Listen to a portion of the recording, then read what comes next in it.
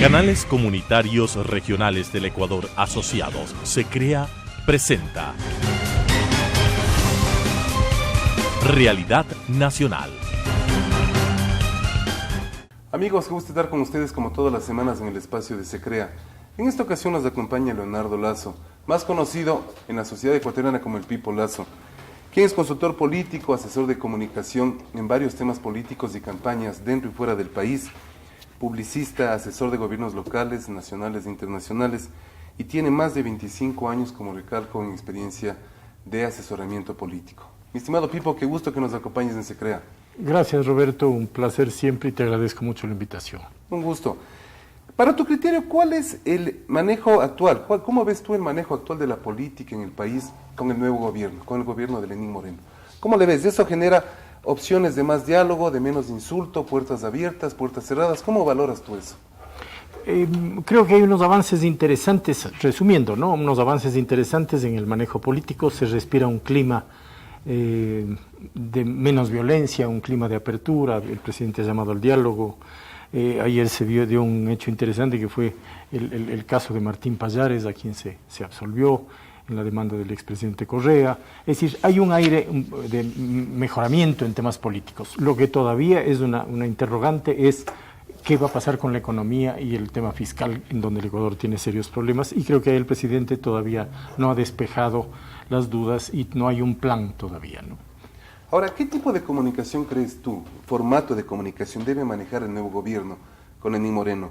Un gobierno que convoque, un gobierno que persuada, un gobierno que imponga, un gobierno que comunique. ¿Cómo debería manejarse un proceso comunicacional? Porque estamos acostumbrados como ecuatorianos a un proceso de Alianza País de 10 años. El actual gobierno es Alianza País. Se ha visto un cambio de liderazgo que es muy notorio. Sí. ¿Cómo valoras tú ese proceso comunicacional?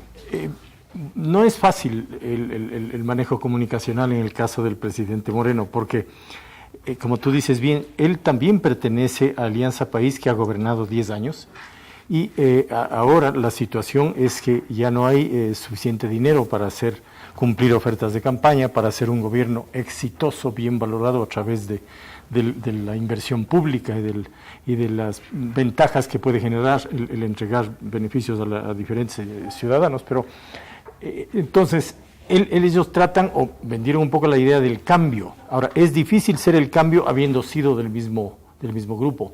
Entonces, no veo claro cómo puedes tú enfrentar, y creo que están en ese dilema un poco, ¿no? Mostrando ciertos niveles de cambio, pero tampoco pueden evidenciar los errores del pasado como correspondería. Si yo quiero hacer el cambio, tengo que arrancar diciendo, señores, recibo una crisis así, así y así. La economía, el problema fiscal, etcétera, etcétera. Ellos están haciendo una cosa como a medias porque hay una disputa interna. Y esa disputa interna por ahora está siendo el escenario de confrontación. Mientras eso no se resuelva un poco, no veo claro el modelo de comunicación. ¿Esa disputa interna es muy notoria para la sociedad en general?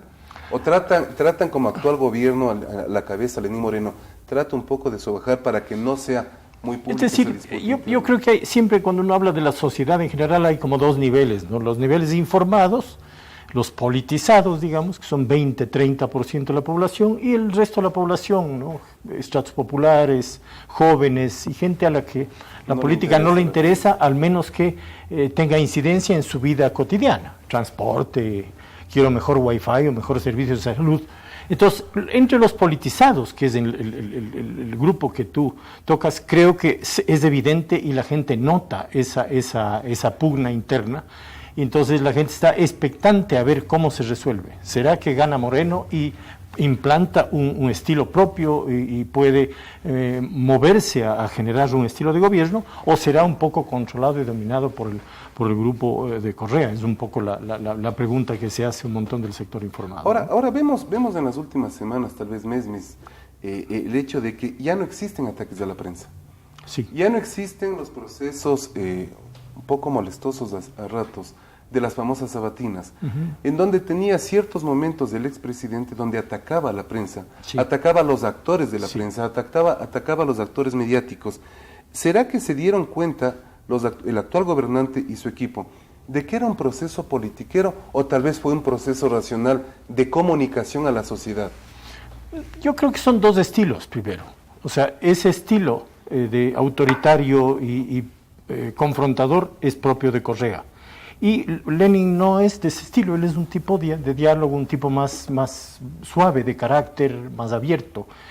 Pero también, ya analizando estratégicamente, hay que mirar, porque en cambio el estilo de Correa le permitía cortar la sociedad y gobernar y comunicar a través de una lucha de clases como estilo de gobierno. Entonces, él era el defensor de los pobres. ¿Contra quién? Contra el imperio, contra la oligarquía, contra la prensa corrupta y la partidocracia. Buscando enemigos. Chao. Esto en política se llama definir el malo, el bad guy, dicen los gringos, ¿no es cierto? Yo soy el cowboy y tú eres del malo. Yo le defiendo a los pobres de los malos. Entonces, cuando uno se mueve a un gobierno un poco más sensato, digamos, si cabe, ¿no? Un gobierno de diálogo, más democrático, entonces tiene también que aceptar los costos, que es negociar con la gente y aceptar lo que la gente demanda. Y ahí viene el punto de quiebre. Eso va a suponer que se mueva del modelo de Alianza País, se mueve incluso con reformas legales, hay que reformar la ley de comunicación o derogarla, hay que cambiar un montón de leyes y normativas. Instituciones. Hay que recuperar institucionalidad política. ¿Qué va a pasar con todo lo que se atropelló? Salieron de aquí las cooperaciones internacionales, se aplastaron ONGs, se aplastaron derechos humanos, temas ambientales, o sea, por todo lado hay grupos de gente que tienen reclamos reales. Jubilados, ISFA, UNE, etcétera, etcétera, que tienen cuentas pendientes, y entonces en la medida en que abras al diálogo, también te va a venir toda esa presión a decir, bueno, entonces ahora devuélvame lo que el otro me quitó y restitúyame mis derechos y mis activos y todo lo que me Ahora, en tu experiencia, tu vasta experiencia como asesor político, asesor de campañas, ¿cómo crees tú que está reaccionando el actual presidente? Algo dijiste hace unos minutos sobre la situación económica del país, la situación social del país. ¿Se ve ya cambios? ¿No se visualizan todavía cambios? Tal vez se esperará que se solucione el tema de Odebrecht, el tema de la ley de comunicación, para que de ahí el presidente de la República, Lenín Moreno, empiece a tomar cambios. Yo creo que hay un elemento fundamental que todavía no lo está resolviendo el presidente y el gobierno, que es cuál es la estrategia en lo económico. El Ecuador está en una recesión, eso es real. Hay decrecimiento en la economía el año pasado y va a continuar este año de todo lo que se ve. Y eso tiene dos aristas. Uno es la economía real, es decir, la inversión privada, que las empresas vuelvan a generar empleo, etcétera, etcétera, que vengan inversiones. Y lo otro es el sector fiscal, en donde igual hay un déficit fiscal gigante y el expresidente Correa venía parchándolo a través de endeudamiento y de una serie de mecanismos no sostenibles. Entonces, mientras no se vea un modelo económico que permita vislumbrar una salida para el país, me parece que todo ese sector, igualmente ese sector informado, cámaras de la producción, empresarios, inversionistas internacionales, no van a moverse todavía a decir yo invierto en el Ecuador y yo lo he puesto al Ecuador. Y si eso no pasa, veo que el gobierno puede entrar en una seria dificultad, porque ya no hay el motor que tuvo el presidente Correa, que fue la inversión pública, generada por el precio del petróleo. Y que ahora el precio del petróleo, de todo lo que se lee de información internacional, ahora sí ya va de salida, va a ser muy difícil que vuelva a precios altos. Mira que ahora ha habido guerra en Siria, ha habido una serie de problemas internacionales, confrontación con Corea del Norte, al mismo tiempo la OPEP controló la producción y bajó la producción tratando de estimular el precio, y sin embargo tienes un petróleo marcador de $43 y el ecuatoriano en 35, 37. Es decir, 35, 37 marca el precio para salir empate, para salir tablas, no deja beneficios extras, ¿no? Entonces, si no hay dinero en el sector, en inversión pública, es la economía privada la que debe mover, y ahí volvemos. Hay que cambiar un montón de regulaciones, de problemas que tienes. Un ejemplo, el presidente había anunciado que va a eliminar el anticipo de impuesto a la renta, y en la realidad no lo va a poder hacer, o está teniendo dificultades. Sus equipos económicos dicen, eso no es fácil de hacer, porque al mismo tiempo les perjudica en flujo de caja en lo fiscal. Entonces tienes ese problema. El gobierno anterior siempre pensó en la economía como lo fiscal. Yo te pongo, anticipo el impuesto a la renta, subo el IVA, pongo salvaguardas, etcétera, etcétera. ¿Por qué? Porque necesito dinero para el sector fiscal, y con eso abro obra pública y de eso vivo políticamente. pero eso ahora ya no es sostenible. Entonces, ¿cuál es el modelo que va a implementar Moreno? Todavía es una interrogante. Y mientras esa interrogante no se resuelva, tú no tienes un gobierno que se ha sentado... Lo que tú acabas de decir, Pipo, una interrogante que todavía no está resuelta, el sector social, el sector político, los medios de comunicación, las cámaras, estamos atentos a eso justamente. Pero al mismo tiempo no hay que olvidarse que estamos a puertas de un proceso electoral, nuevamente. Estamos en 2 años, más o menos, en año y medio, alcaldes, prefectos, concejales, que van a estar en todas las provincias del país, y eso va obviamente a demandar el fortalecimiento de los proyectos políticos vigentes, de los proyectos políticos que quedaron en las primeras posiciones, no solo a nivel nacional, sino en provincias.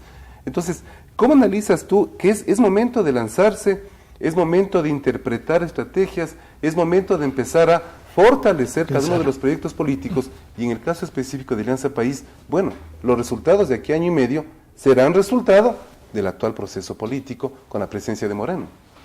Sí, ahí habría como 2 niveles de análisis, ¿no? Uno, en términos nacionales, las elecciones locales van a incidir en el redefinir la fortaleza de los partidos de institucionalidad política, es decir, cuál es la fuerza de Alianza País, cuál es la fuerza de Creo y cómo se vuelven a estructurar.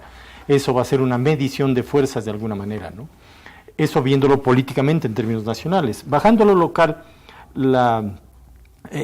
creo que es tiempo ahora, 1 año y medio antes, de que alcaldes y prefectos miren sus estrategias y cómo está su ejecución de obras, su evaluación de gestión, su credibilidad, y hagan los ajustes, porque unos cuantos querrán correr a la reelección y entonces tienen que afinar sus estrategias pensando en si van a ser reelegidos. Y las reelecciones en lo local siempre son un plebiscito de la gestión, ¿no es cierto? Eso es así. En lo local no se discute la agenda nacional, ¿no? Un alcalde no hace su campaña discutiendo la economía nacional o la inflación, no. Un alcalde hace su campaña discutiendo la movilidad local, los problemas de espacio público, los problemas ambientales o de manejo de desechos. Con el criterio que tú acabas de comentar, tenemos 2 alcaldes de las grandes ciudades, Quito y Guayaquil. Sí. Como tú sabes, este programa es visto en todo el país, se emite aproximadamente 100 veces en la semana en los 45 canales socios de este gremio. Es obvio darse cuenta del avance de Guayaquil con su alcalde, que ha sido reelecto ya varias veces. Sí. En el caso de Quito, ¿cómo ves tú el proceso político del alcalde de Quito, sin dar nombres, del alcalde de Quito en un posible proceso de lanzarse a la reelección? ¿Será viable? ¿Inviable? Creo que tiene serias dificultades. Es decir, de lo que he mirado en encuestas, la valoración del alcalde de Quito es la más baja que yo conozco desde que volvimos a la democracia, ¿no? Evaluación de gestión que no supera el 30% y credibilidad en ese orden, 25, 28%. Eso es tremendamente bajo para afrontar una reelección. Yo creo que la ciudad de Quito, es decir, yo cuestiono duramente la gestión del alcalde Rodas. Creo que ha improvisado demasiado, creo que no tuvo un plan, no tiene una visión, no conoce lo urbano suficiente y que tampoco se dejó asesorar. Por ahí pasaron unos cuantos expertos, trataron de ayudar y tal, pero él siempre tuvo una visión medio cortoplacista y tal, y me parece que le ha llevado a la ciudad a una profunda crisis. Creo que Quito vive una crisis grave. De hecho, el día de hoy estamos viviendo un problema con los transportistas que iban a hacer ya un paro por el tema de alza, y él está atrapado entre 2 fuerzas: el pueblo que no acepte el alza porque no hay mejora en la calidad de servicio, y los transportistas que el alza les parece muy poca, en cambio. Entonces, eso refleja un problema serio, que es una falta total de liderazgo. ¿Podría entonces entenderse como un antes y un después? Un antes de que fue el candidato que podía de alguna manera sacar al partido Alianza País de Quito, con el anterior alcalde de Quito, sí. y un después, el hecho de que al no haber acciones, se hablan ya de más de 20 candidaturas o precandidaturas a la alcaldía de Quito. Hemos escuchado de varios nombres que tienen la intención de lanzarse a la alcaldía de Quito. Bueno, eso es normal, ¿no? El momento que tú ves que hay un espacio abierto, aparece gente que quiere lanzarse, digamos. Eso no me parece extraordinario, ¿no? Pero, claro, él fue elegido en un contexto en donde había un importante rechazo ya de Quito, ni siquiera solo al exalcalde Barrera, sino al presidente Correa. ya había habido en Quito manifestaciones en contra del gobierno por varios temas, que eran el atropello de derechos humanos, hubo el tema de los días unidos, que fue muy fuerte en Quito, ¿no? El año, pocos meses antes de la elección de alcaldes, en el 2014, 2013 se dio el tema de volver a explotar el Yasuní después de haber hecho la propuesta de conservarlo y no explotar el petróleo, se dio un problema con los médicos, en fin, hubo una serie de elementos que potenciaron ese rechazo de Quito al modelo de Correa, que se expresó en las urnas. Yo creo que ahí Rodas hizo una lectura errada, es decir, en realidad podría decir que casi cualquiera que se hubiera candidatizado podía haber ganado, porque había un nivel de rechazo que se expresaba, era un voto en contra más que a favor. Entonces, él subió a una alcaldía con dos problemas fundamentales. Uno, con un voto en contra, no tenía capital político propio, tenía que construirlo. Y de otro lado, con un gran desconocimiento de lo urbano. Lo urbano se ha convertido en toda una ciencia. Así es. O sea, ya Quito no es la ciudad del año 80, no es ya solo el corredor norte-sur con una línea de buses en la 10 de agosto. Quito es una ciudad compleja de 2,5 millones de habitantes, con valles, ciudades satélites, con un tema de movilidad muy complejo, en fin, las urbes son toda una ciencia, y me parece que ahí el alcalde Rodas le faltó diseñar un modelo de ciudad y venderlo a la ciudadanía para generar una alianza, ¿no? Quito además es una ciudad exigente porque estuvimos acostumbrados a ser la ciudad líder en el Ecuador y en el continente. En los años 90 Quito fue la primera ciudad con tener control ambiental en los vehículos, la primera ciudad en tener manejo patrimonial, fue la primera ciudad nombrada Patrimonio Cultural de la Humanidad por la UNESCO. Fue el primer préstamo para centros históricos de la historia del BID. O sea, Quito fue una ciudad líder en muchas cosas. Y ahora no somos líderes de nada. Tal vez inaugurando obras que el anterior alcalde dejó a medio hacer. Bueno, pero eso no nos da liderazgo y no nos da orgullo ni sentido de pertenencia. Es decir, y eso se nota. Quito se ha vuelto una ciudad mucho más agresiva. Una ciudad que irrespeta el patrimonio. Se grafitean iglesias, se destrozan paradas, se destroza mobiliario público. Es muy feo lo que vive Quito, la ciudad es sucia, en fin, es una ciudad en donde la gente está molesta y hay una crisis seria, ¿no? Acabas de dar un resumen que los candidatos a la alcaldía tendrán este año y medio para explorar a profundidad, sí, ¿no? Sí, sin duda. Sí. Ahora, un tema importante, cuando tú hablaste hace unos pocos minutos sobre el diseño de la ciudad de este nuevo siglo, del siglo XXI, entiendo que también se habla de nuevos procesos de comunicación política. Sí. Todo va avanzando, en la ciencia todo va avanzando. Sí. ¿Cómo valoras tú estos nuevos procesos de comunicación política en candidaturas que nos enfrentan al reto del destino de las ciudades? Primero, yo diría que hay un elemento fundamental que es el gran cambio que se ha dado en la comunicación, ¿no? Que es esto que se llama ahora la comunicación horizontal o la autocomunicación de masas, ¿no? Que la llama Juan Manuel Castells, el catalán experto en estos temas. Quiero decir, la gente con las redes sociales ha cobrado una voz que antes no la tenía, ¿no es cierto? Y entonces eso hace que uno, cuando es gobernante, tenga que estar mucho más abierto a escuchar y a identificar los actores de la ciudad para cumplir con las demandas y negociar la gestión. Esto requiere unos oídos abiertos mucho más, es decir, una posición mucho más abierta para oír a la ciudadanía, una participación real de la gente y unos gobernantes que estén siempre atentos a generar una alianza permanente con los ciudadanos. Es decir, en gran medida, el gobierno, sobre todo lo urbano, es la capacidad de generar un proyecto conjunto, un sueño compartido entre los ciudadanos, ¿no? Ese es el gran tema. Y creo que eso en el pasado se hizo.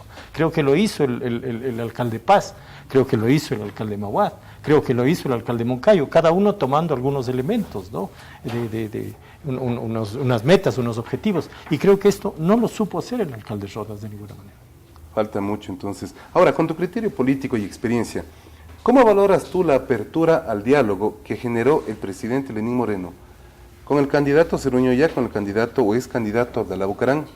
Han aceptado, tenemos entendido, Cintia Vitiere de Social Cristiana y Paco Moncayo de la Izquierda Democrática para conversar sobre varios temas, sobre básicamente el consumo de drogas y temas de la ciudadanía del país. ¿Cómo valoras tú eso con visión de futuro para el Ecuador frente a los comentarios emitidos en redes sociales del expresidente Rafael Correa, que un poco se ve molesto por estas reuniones? Es decir, son buenas señales, aunque me parecen un poco insuficientes y superficiales. Yo creo que el diálogo debería abarcar un espectro mucho más amplio, es decir, durante los 10 años de Alianza País en el Ecuador se atropelló y se destruyó en gran medida toda la institucionalidad, el tejido social.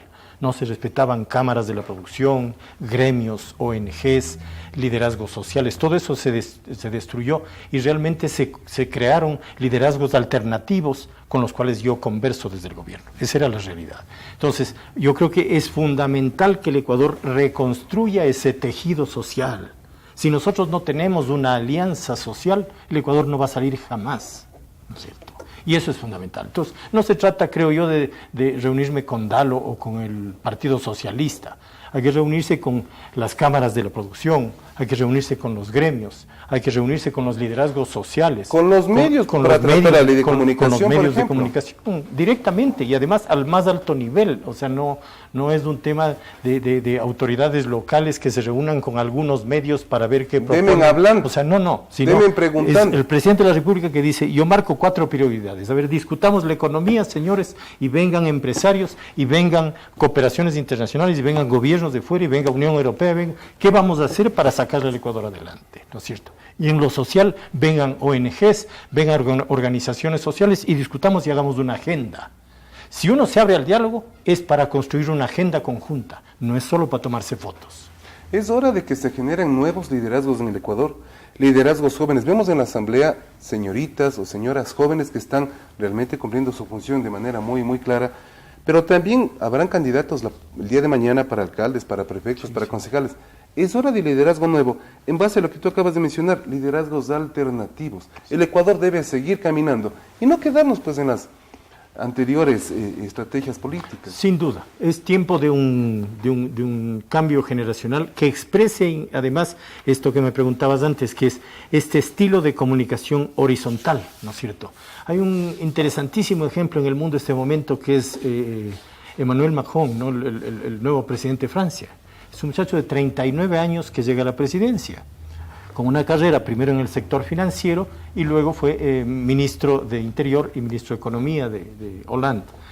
Este hombre, fíjate, construye un movimiento que es En Marche, en donde él tiene 250.000 militantes digitales. 250.000, ¿no es cierto? Eso es otra forma de hacer campaña ahora, que es todas esas campañas a través de las redes sociales, ¿no es cierto? Ojo, no quiero decir que uno gana una campaña electoral en las redes sociales. La gente tiene que ir a votar. De acuerdo. y la batalla política es una batalla territorial. Al final hay que bajar al territorio, conversar con la gente, hacer una relación. Pero lo que digo es, las herramientas de comunicación cambiaron. Y eso hay que entenderlo. Y eso es difícil entender cuando uno es viejo. Es decir, puedes llegar a entender, pero uno nunca va a saber manejar muy bien el Instagram o el Snapchat. Eso tiene que manejar muchachos de 25 o 30 años que lo entienden, lo saben y conviven con eso el 80% de su tiempo. Entonces, me parece que hay una necesidad del Ecuador de una nueva generación que además tenga, al tener esta visión horizontal de la comunicación, tenga también entonces una visión de diálogo. Diálogo entendiendo por esa capacidad de negociar y de ceder de lado y lado. No un diálogo para conversar nosotros, tomarnos una foto y después seguir haciendo lo mismo. Es decir, el planteamiento es construyamos una agenda nacional conjunta, una agenda avalizada por los ciudadanos, concertada con los diferentes sectores. Si no se hace eso, el Ecuador no va a salir. Finalmente, es muy claro tu criterio, mi querido Pipo. En pocas palabras, porque estamos ya concluyendo con el programa, ¿qué criterio te merece la resolución sobre Martín Pallares en estos días? Me ha dado mucha alegría, además lo conozco, estimo mucho a Martín y a los Pelagatos, me parece que han sido unos guerreros de defensa de la libertad de expresión y de los derechos humanos muy potentes, meritorios, que con un modestísimo blog digital se convirtieron en el medio de comunicación que más opinión generaba en el Ecuador y un verdadero dolor de cabeza para el expresidente Correa.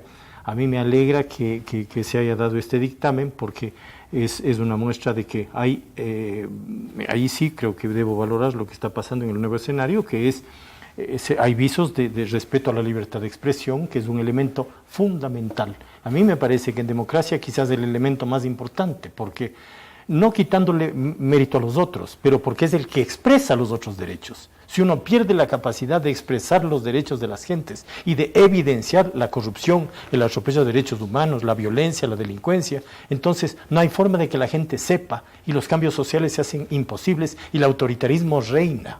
Los gobiernos autoritarios, ¿qué es lo primero que controlan? La libertad de expresión. Entonces a mí me parece una gran señal y eso sí, debo al mismo tiempo manifestar esa tristeza porque el otro caso, el de el periodista Aponte en Loja, no se resuelve de la misma manera y le condenan a 5 años de cárcel de una manera, me parece a mí, injusta en ese caso. Esperemos que el proceso de la libertad de expresión vaya fortaleciéndose en el Ecuador. Estamos reiniciando el proceso de respetar la libertad de expresión y para eso estamos los medios de comunicación, los periodistas y la sociedad en general. Mi querido Pipo, queremos agradecerte por tu presencia en Se Crea y a ustedes amigos por estar con nosotros como todas las semanas.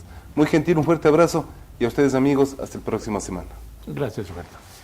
Transmitida por Unción, Nordvisión, Color TV, OKTV, Canela TV, TV+, UCSG Televisión, Costanera, ABC TV, TV Norte, V Televisión, TV Agro, Manavisión, TV Manavita, Saracay TV, Teleandina, RTU, Asomavisión, Telesucesos, Unimax, Ecovisión, Lidervisión, TBS, Ecuavisión, Telegalápagos, Telemar, Televisión Católica, Los Encuentros. Canales comunitarios regionales del Ecuador asociados. Se Crea presentó Realidad Nacional.